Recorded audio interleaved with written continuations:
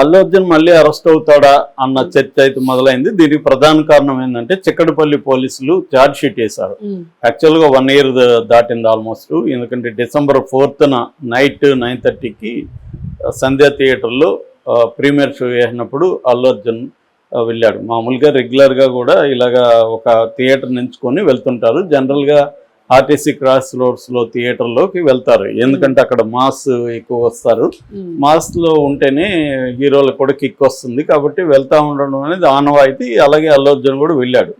అయితే అది దురదృష్టవశాత్తు ఏమైందంటే రేవతి, భాస్కర్, వాళ్ళ బాబు శ్రీతేజ, వాళ్ళ కూతురు సంవిక, ఈ 4 సినిమాకి వెళ్ళారు. అయితే అక్కడ అల్లు అర్జున్ పైన ఉన్నాడు బాల్కనీలో, వీళ్ళు కింద బాల్కనీలో అలో చేయలేదు కాబట్టి కింద నుంచి పైకి వచ్చేదానికి చాలా మంది లోపలికి వచ్చేసారు. ఆ గుంపులు ఏమైనారంటే బాబు, ఆమె రేవతి, శ్రీతేజము లోపలికి వెళ్ళిపోయారు. పాప, భాస్కర్, సంవిక వాళ్ళ నాన్నేమో బయట ఉండిపోయారు. సో ఈ క్రౌడ్ ఒక్కసారిగా పోలీసులు కూడా ఈయన్ని చూడడానికి వచ్చారని నిరంజన్ రెడ్డి కోర్టులో వాదించేటప్పుడు కూడా చెప్పాడు. అంటే పోలీసులు కూడా అక్కడ సరిగ్గా లేరు. దాంతో క్రౌడ్ తొక్కిడెక్కి వైపు ఆ తొక్కిళ్ళు ఆమె ఊపిరాడకుండా బాబు, ఆమె కింద పడిపోయారు.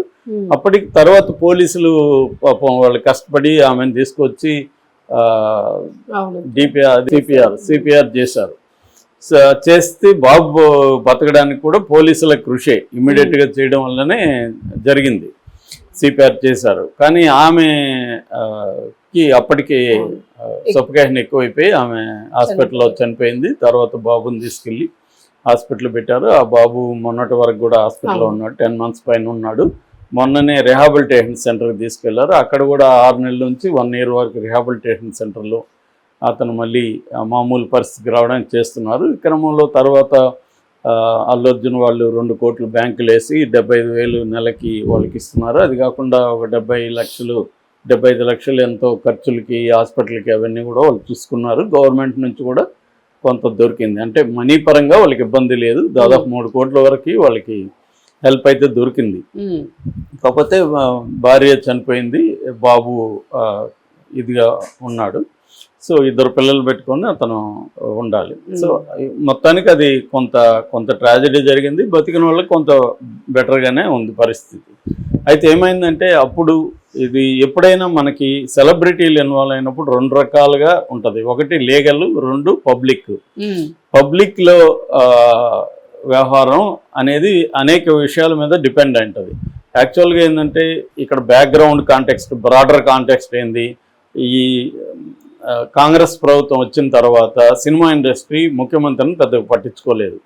అక్కడ జగన్ కూడా అదే సమస్య. జగన్ పట్టించుకోలేదు కాబట్టి జగన్ కోపం వచ్చి జగన్ కొంత వీళ్ళకి చిన్న షాక్ ట్రీట్మెంట్ ఇద్దామని ఇచ్చాడు. ఇక్కడ కూడా రేవంత్ రెడ్డి నన్ను పట్టించుకోలేదు వీళ్ళు అని చెప్పి, ఎందుకంటే ఈయన కొన్ని గదర్ అవార్డు ఇస్తే వ్యతిరేకించారు. ఆ తర్వాత డ్రగ్స్ సంబంధించి ప్రమోట్ చేయమంటే ఎవడు మాట్లాడలేదు, ఎవరు వచ్చి కలిసి ఈయనకి సేలవాళ్ళు కప్పి వెళ్ళలేదు. ఇవన్నీ ఆయనకి కోపాన్ని తెప్పించాయి. పైగా అల్లు అర్జున్ ఈయన పేరు మర్చిపోయాడు. సో ఇవన్నీ ఆయనకి ఖచ్చితంగా కోపాన్ని తెప్పిస్తే, పైగా పవర్ ఉంది. పవర్ ఉన్నప్పుడు పవర్ చూపిద్దాం అనుకుంటాడు కదా ఎవరైనా. వీళ్ళకి ఒకసారి రుచి చూపిస్తే కానీ దారికి రాదని అనుకుంటాడు. అది ఈయన అక్కడ దొరికాడు అల్లు అర్జున్.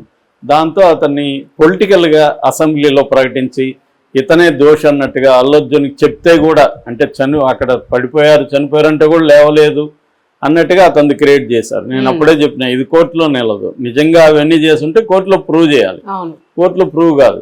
కానీ సమాజంలో అతన్ని ఒక విలన్ లాగా చిత్రీకరించాడు. దాన్ని డీల్ చేయడంలో అల్లు అర్జున్ కూడా తడబడ్డాడు. ఆయన ఇమీడియట్గా వాళ్ళని పరామర్శించి చేసి ఉండడం, లేకపోతే సారీ చెప్పడం అది చేయకుండా మార్నింగ్ ఎప్పుడు చేశాడు. అది కూడా ప్రమోషనల్ టీషర్ట్ చేసుకోవడం, అదంతా అల్లు అర్జున్కి కూడా ఇది ప్రాబ్లం అయింది. దాంతో అల్లు అర్జున్ బలయ్యాడు. అతన్ని ఒక రోజన్నా జైల్లో పెట్టాలన్న కోరిక వీళ్ళది నెరవేరింది. చేయగలిగారు. అది పవర్ ఉంది కాబట్టి చేశారు. ఒకరోజు జైల్లో పెట్టించారు. సో దాని తర్వాత సినిమా ఇండస్ట్రీ అంతా వచ్చి ఈయనకి సాష్టాంగ నమస్కారాలు చేశారు, గుర్తుండేలా చేశారు. సినిమా ఇండస్ట్రీ కూడా వచ్చింది. ఆల్రెడీ నాగార్జున కూడా ఒక షాక్ ఇచ్చాడు.